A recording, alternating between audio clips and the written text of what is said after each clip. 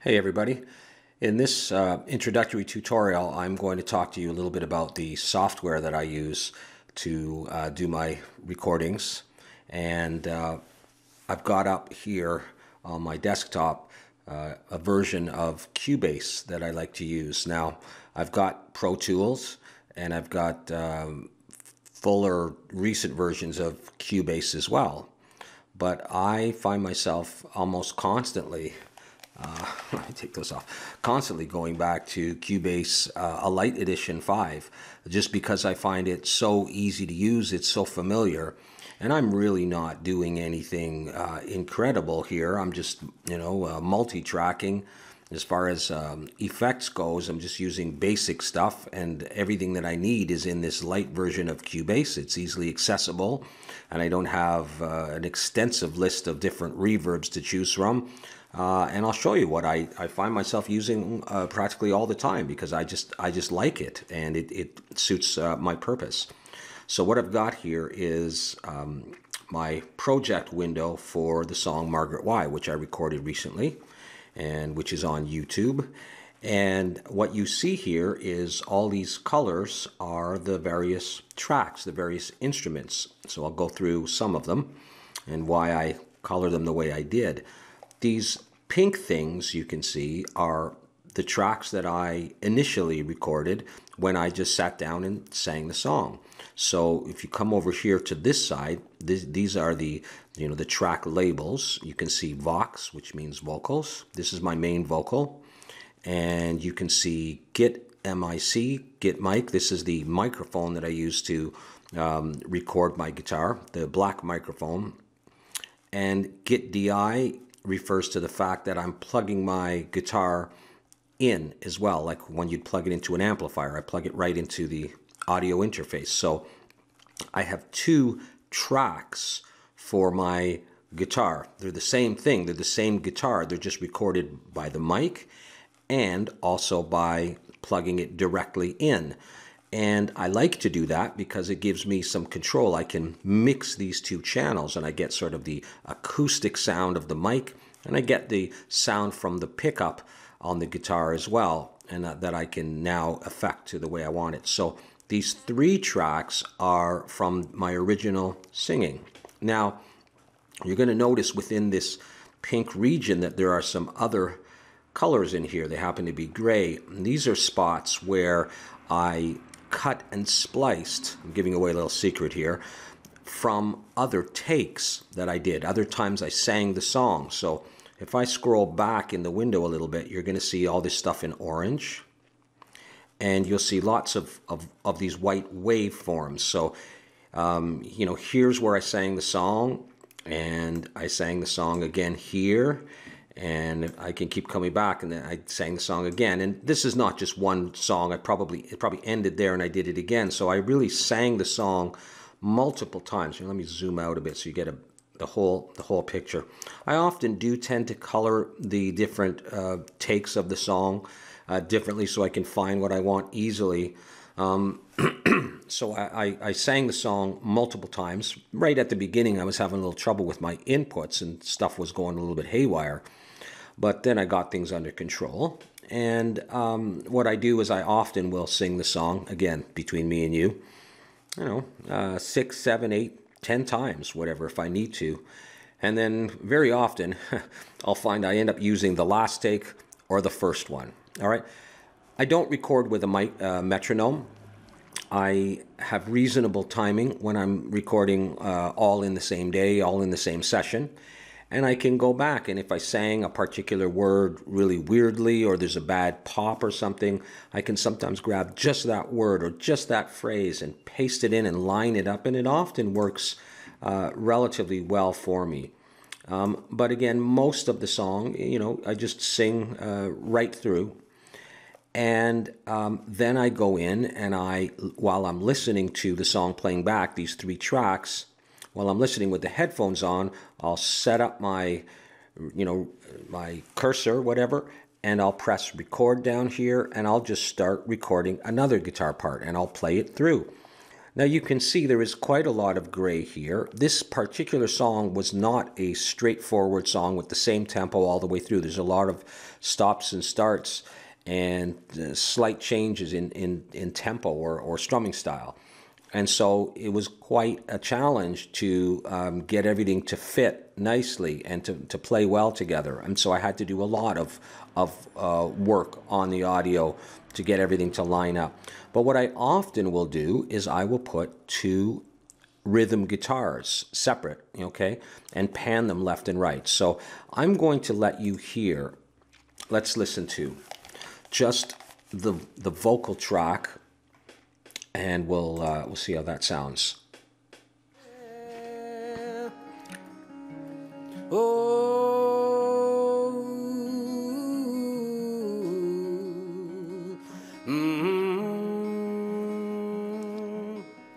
So that's just what the vocal mic picked up, just me singing and playing the guitar. Okay, so as you can hear, there's both vocals and guitar because I've got my vocal mic there, which is the same mic I'm using to record this tutorial, and it picks up my singing, and it also picks up a little bit of the guitar. Now I do have some effects on that. I could talk about that later.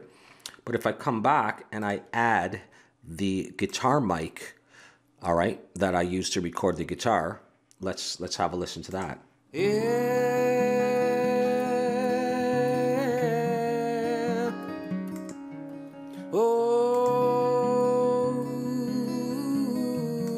Okay, so that's the guitar mic coming in. Again, it also has some effects, but you can hear that my voice gets a bit louder, and that's because although the guitar mic is down at the guitar, I'm singing relatively loudly, and it's picking up my guitar strumming, picking whatever, but it's also picking up a little bit of my voice. So it becomes a challenge to get a good balance when you've got what's called bleed into the different microphones.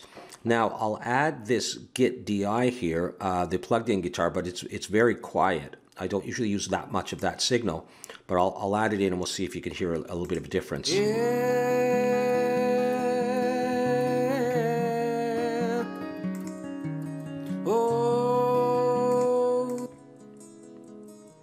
That's all there is there, just that little bit. But I mean, that's the core of the song without any overdubs, any multi-tracking at all. Those three tracks.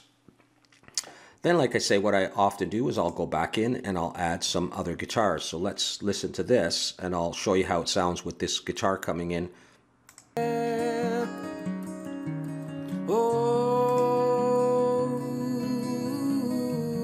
I'll put the two in. You might hear them on the left and the right side a bit. Margaret, why? That's just them.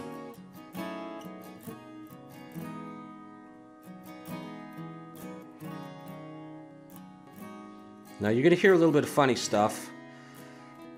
They might not sound all that balanced by themselves. If I dare reveal it all too soon. All right, and that's just the way it goes. I didn't spend too long touching these up. There are some fades in between there, and I made sure there's not much in the way of pops or crackles, which can often happen when you've got all these multiple little audio clips, blending into each other. I could certainly do more work on that, but I let my ears be the judge in the end, and if it sounds okay in the final mix, I'll generally leave it. So I'll go ahead and I will, record those guitars and get them into the mix, and then sometimes I'll come back and I'll do, well, I almost always will come back and do more guitars. So if we come down here, you can see that early on in the song, this stuff plays. Okay, I'll get to this stuff in a bit. So this one I've called long strum left and long strum right, because I want to pan stuff to the sides. I want to move stuff to the side so you hear it there. So I'll let you hear it with that. So let's just solo all of these. And this is just a quick stab-like strum, so there's not much to it.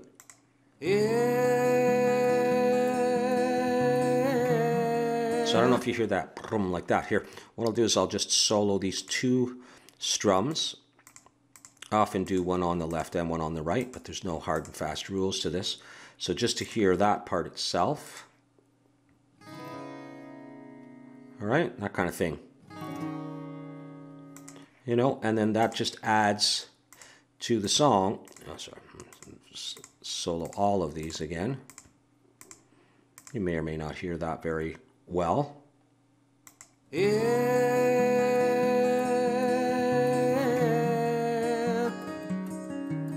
Oh. Now, if I take all that stuff out again, just one more time, to listen to, you know, the original, you'll see how bare it sounds without that stuff. Yeah.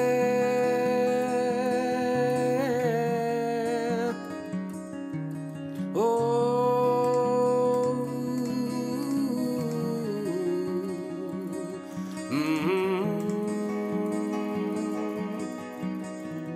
So you hear those nice little trilly guitar parts at the end there. That's this stuff.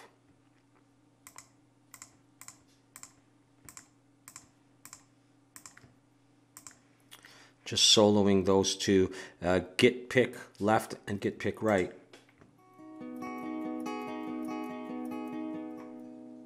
You know, that kind of stuff. Put it all together. I'm turning the harmony on and off. There's no harmony there. See the wave? This is where it's going to come in some more harmonies. Right there.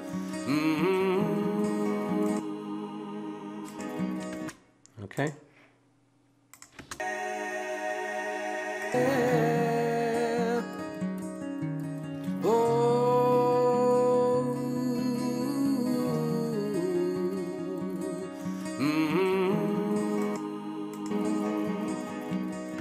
Okay, give you a little bit of idea of some more harmonies. Let's see what this sounds like.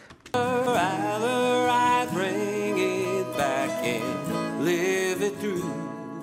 Okay, let's come back and have a listen to a bit of that. Back to the summer, rather I bring it back and live it. Okay, so we got some harmonies. Now, what I will mention right off the bat is that right now in this song there are only 12 tracks. This was not the completed song. There were a couple of other parts and there's bass. But as the track count gets up, and this is not very many at all, 12 tracks, but in order to do these harmonies, here, just have a listen to this, all right? Just the harmonies themselves again.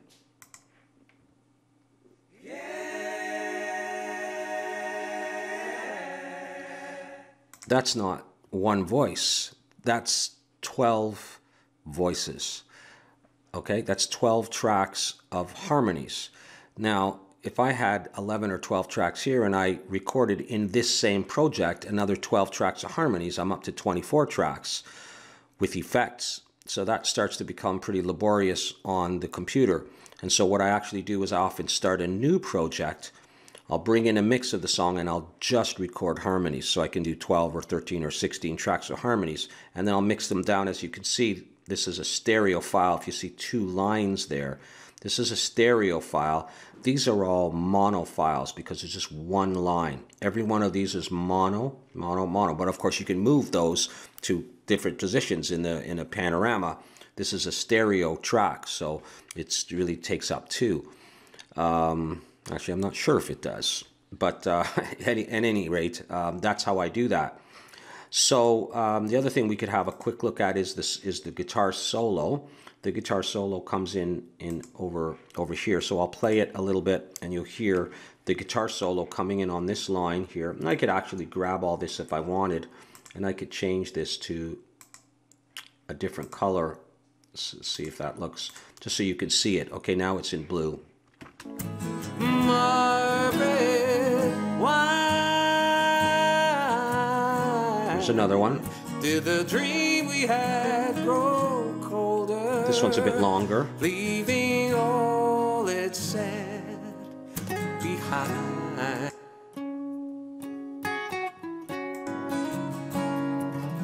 Oh my. All right, so there's the guitar solo. I mean, without that, obviously just the original, you know, it's just the singing and the rhythm guitars and the picking, and there's no solo. But then I go back in and I pick up the guitar and I wear the headphones like I'm wearing right now, and I listen to the song and I play the lead guitar parts. And so here, I'll let you have a little listen to the end part here.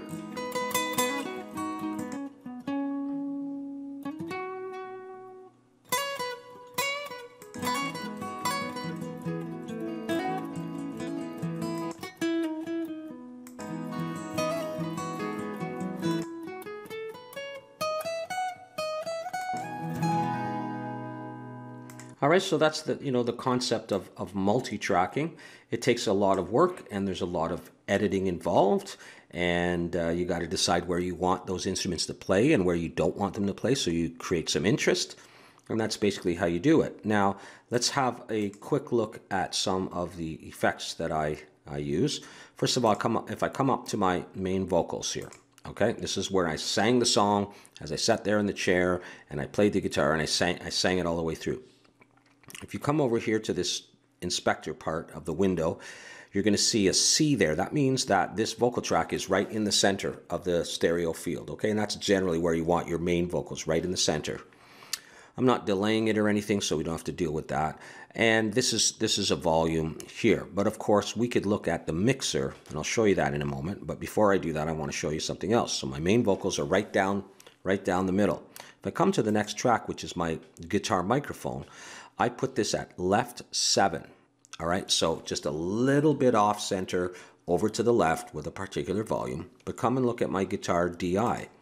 A little bit off to the right. Now, I don't always use equal, like left 7, right 7, but they're very close to the center, but I leave a little bit of space, so my vocal is in the middle. Now, admittedly, there's a bit of guitar playing in my vocal mic, all right, but my vocal is right in the middle, and my main guitars, my main rhythm guitars, are very close, but not on top of the vocal.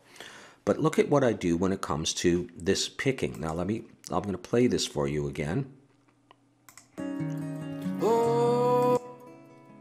I don't know if you can hear that it's over in one of your ears a little bit. So let's have a look. See, this says, let me come over here, left 51. And if I come over to my similar guitar picking, right 57. So it's not left 51, right 51, although I often do that. So if I put them together, but I play them separately, I don't just play it once and then copy it to another track and use the exact same thing. Listen to the effect that you get and don't mind any mistakes or weird audio artifact kind of things. Let's just listen to that. Do you hear them in both ears? Right? That kind of thing. Let's see. There, I'm strumming them now. All right, so that's how you start to build up a little bit of interest with the song. Long and hard to bear. Listen to this. If I dare reveal, just bringing that volume up. All too soon will I be coming on stronger than you have. So that's what you do. You just record them, put them somewhere out to the side a little bit. Now, this guitar part here, guitar 1B, is just a little bit of filler guitar. I use, very sporadically here, so I won't really deal with that. But if we look at these long strums, I showed you those earlier. All right, we'll have another quick listen to these. All right, can you see that? Hear them out in the sides? Now look at where I placed them. Left 87, right 74, as opposed to these ones, 51, 57. So I got my main vocal right in the middle. I got my main guitars, 7 and 10 or so, and then I've got something at 50 area, 80 and 70, so we're using up the different parts of the stereo field so you can try to get this sort of wider, interesting sound. If we come down to the guitar solo, a lot of people put guitar solo right in the middle, but because I'm singing at the same time, I didn't want it right on top of my main vocal, so I've got that at right 21. So I'll come over to this one again, and we'll listen to that with maybe just these things here. Behind.